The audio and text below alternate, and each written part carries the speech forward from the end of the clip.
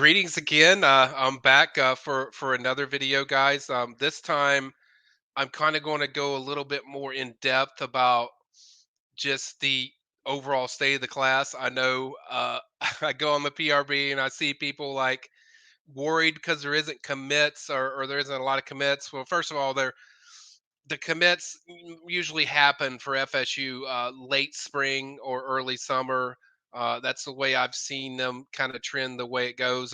I'm not concerned about the class. I feel very strongly, as Steve Wilfong did, who did a phenomenal job, going through what I'm about to go through as far as all the class. Talked about how this is looking. You even gave indications of how this is looking like a top 10 class. I think it's going to be a little higher than top 10. So I think, certainly they're trending exactly where you want to be as far as how the official visits set up, which we'll do at a later date of.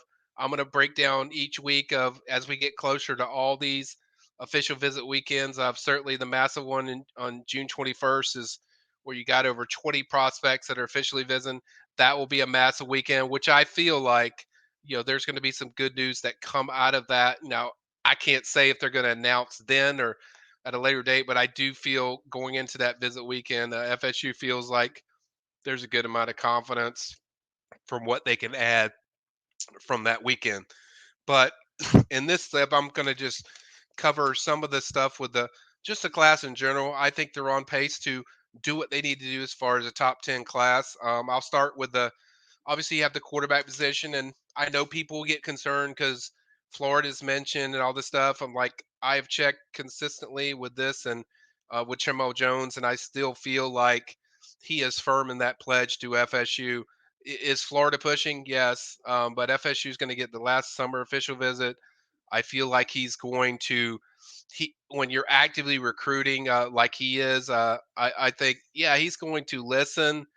And the only time I think you need to put up the worry radar or whatever is if you see something where he's scheduled an official visit to Florida, then I would start, being a little more concerned. But as of right now, I feel that he's going to be the quarterback in this class. I have not heard any indications that I feel like, oh, he's going to trend or he's going to flip.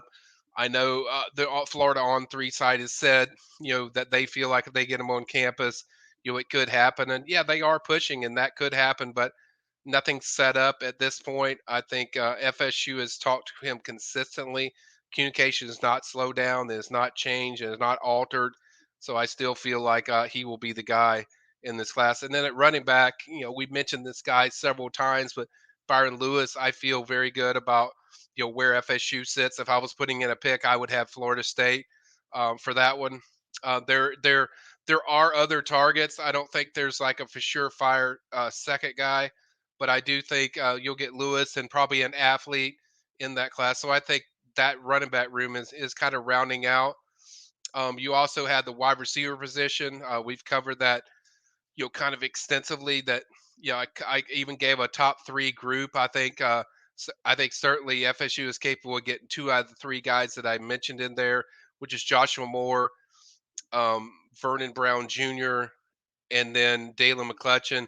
I lean more towards FSU will land two out of the three in that group. If I was leaning, you want to know kind of where I'm kind of sitting, I would probably say McCutcheon and Moore would be the likely guys if I was going to make a pick, at least today. That those would be the schools that I would pick for those two guys. So looking good there. Tight end, they're still working on Elise Williams. I got a story on that coming up.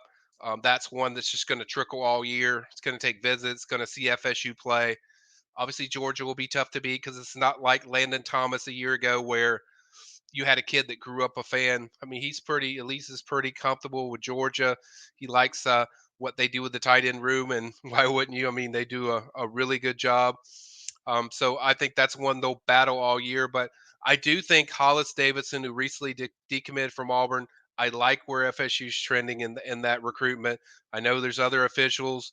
I know FSU intel is indicating to me the same thing that they feel good, but they also know he's going to take some officials. But I like kind of where this is trending and where it's trending for FSU from a scheduling standpoint of official visits. He's coming to FSU June 21st. That's their big weekend. So certainly that's a big development. I just having him that final weekend, I think will be a big deal. So I think FSU is a team that, that's a guy you certainly need to watch. Offensive line, we've covered that a lot.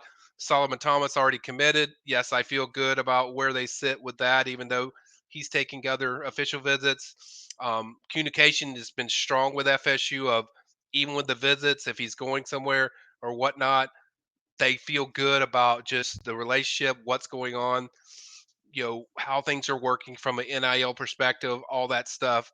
I think they feel good about Solomon. They know it's not done, it's not finished. You got to finish it off, but everything seems to be in a comfortable place, from the FSU side of things of how they feel about the recruitment. And I get the kind of the same indication from those around Solomon in his recruitment. Now, after that, you have a lot of uncommitted targets. Peyton Joseph, I like where that's going. That's going. And you also have Max Buchanan, who I think is probably the most coveted, guy out of all the offensive line, which is saying a lot when you consider there's some 5 stars in there. But Max, I think FSU sits also as the favorite in that recruitment. He's another one that visits in June for official visit. I think you could see something develop after that official visit as far as a decision. So that one's looking good. Just covered Peyton Joseph, covered that, and then 5 star Josh Petty, who's been kind of the talk of everyone. The guy that FSU made the biggest move on off one visit. I think that's a guy that just when he visited, the whole recruitment just seemed to shift of just a connection with Alex was just different, and the culture around FSU I think really stood out to him that just was different than any other place he's been. So I think that's part of the reason you see these. You had the Fong Bomb with Josh Petty picking FSU, and it didn't surprise me, but I kind of heard some similar things in the FSU circles of, hey, this thing's trending in a positive direction. So I feel good about him being the class. And then you have several others like Zaire Addison. There's several other guys that they're on like Mario Nash and whatnot. I think people can read all the hot boards. They can see just how I feel. But my question's going to be at one point you're going to get to the point where you got so many guys leaning your way that there's going to be a cutoff point because you can only take 4 or 5. So I think at one point there might be somebody that maybe FSU is in a good position for, but if they don't commit right away, they might not have that spot because another top tier guy is ready to jump on board. So I think that's something I'm keeping an eye on because you got to follow on each one of these positions of how it goes through. We know with Solomon, guys like Solomon, Josh Petty, Max Buchanan, even Zaire Addison, you feel like those guys are going to have a spot. Um, the other ones you just don't know, for sure. It depends on how many they've added from that position. So that's something I know a lot of people aren't thinking about, but that's something that I'm going to keep an eye on, going forward. But the offensive line looks tremendous. They're in good position with a lot of these guys. I think defensive tackle, there's a few guys already. I think they sit in a pretty good position for. I think Kevin Wynn is one of them out of Georgia. I think FSU has really established himself from a relationship standpoint. He's going to officially visit FSU. I know probably in the summer, so that's a guy that I think's on there. And I think the board overall looks pretty good as far as FSU getting at least two. I think two is a very strong possibility. Myron Charles is the one that I've already picked for FSU. That's one I think they sit in a great spot for. So if you get Charles and you get Kevin Wynn, finishing that off in the summer, I think you're sitting in a pretty strong spot, as far as that position. Then you can kind of maybe get a more diverse guy, like a guy that's a kind of a slash defensive tackle, but slash maybe defensive end. I think that's something that we could see with FSU. I know Jarquez Carter is another one the staff is extremely high on that they're hoping to close on in the summer. But those are kind of the names I think right now. Defensive end, kind of covered that in my previous video. They have Javian Hillison. That's not a lock or guarantee that they finish because Alabama's still pushing. I do think Alabama's still the biggest competition. UCF's in there as well because it's local and certainly they can make a move. But I do think I do feel comfortable that right now, if I was picking today, that he would still remain and stick with FSU. But after that, it gets a little interesting because you do have Jalen Wiggins. You do have guys like Zion Grady. Jalen Wiggins, I do like how that's trending. He's also coming for that June 21st weekend, so I like how that's materializing, for FSU. But outside of that, that board is a little you could use some more meat on the bones, as I say, as far as in that defensive end room. So there's a few other guys I'm kind of keeping an eye on. Jared Smith, he's another one I believe is going to officially visit in June, from what I've heard from my FSU circles, and Jared's kind of indicated that as well, that he plans to officially visit FSU. I do think South Carolina is the leader so far, but that would be a nice development for FSU if they can get themselves in there firmly in that picture. Certainly, getting an official visit, I think, is a big development for them to kind of get themselves in there, because he has visited FSU multiple times as far as the spring. So that's a guy I'm kind of eyeing. And at linebacker position, it's a big difference to what I've seen from a high school recruiting standpoint of the last few years, where you usually have one guy, maybe a guy that the staff is really high on, but maybe not high in the recruiting ranking, so to speak. But this year, I think you already have Ethan Pritchard in the fold, although UCF's still trying to push, but I feel good that he will be in this class. So you have him already. Then you also have Tavion Wallace, who's going to visit in June.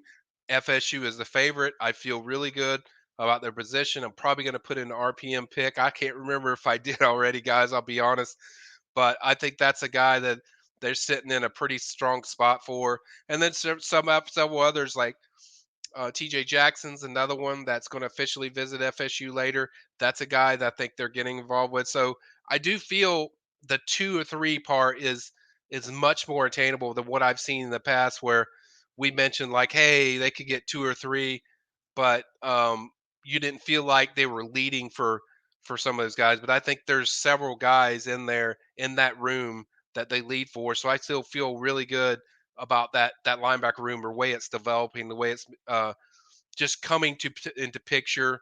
For those that haven't seen it, you can read my hot board. It's already out for linebackers. You can kind of sense what I'm talking about. That hey, this is a group that looks pretty good for FSU. Safety, we've covered that a few times. Greg Thomas, feel really good about that one. Max Redman's another one. I think Steve Wilfon's already put in a pick. I'm probably going to put one in soon. If I'm waiting on a few more calls to kind of finish it off, to that I can go in there and put one in. So I think they sit good for those guys. Ladarian Clarity is another one. Keep an eye, Clarity. Keep an eye on him. That's a guy that FSU has been involved with a lot from Pensacola. He's the one that I think you will see soar kind of up their board. So, they're matching up to that 2 or 3 mark in that safety position, probably one of the most loaded positions. I would say out of the only position that's more loaded is probably offensive line. So, sitting pretty good there. And then you finally have cornerback. You have guys like Ben Hanks, Jet White, Tony Williams, UCF commitment. I would say out of that group, Williams and probably Jet White are the ones that I've kind of got circled, that I feel like there's some movement, both visited in the spring. Ben Hanks is another one, ties to Randy Shannon, that's very strong. But Miami's been the team that I feel like has been the favorite, but he's officially visiting FSU in June. That's one where FSU could make a move. So that's kind of a breakdown of some of them. I'd say out of one of those guys, I'd probably pick Jet White. I just feel like there's a surge going with FSU that puts them certainly in there.